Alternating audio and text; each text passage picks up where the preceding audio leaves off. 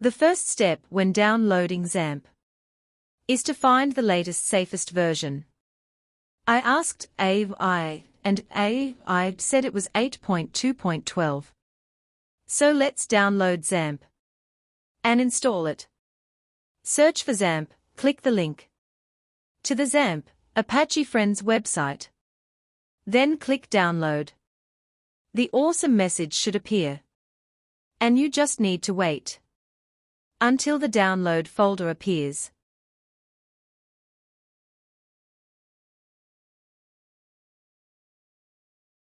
Once it appears, click Save, and the download will begin.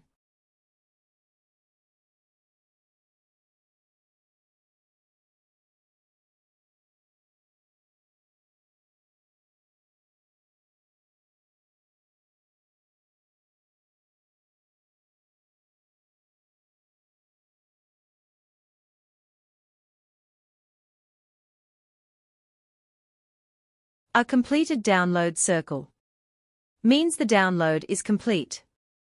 In the next video we will install Xampp.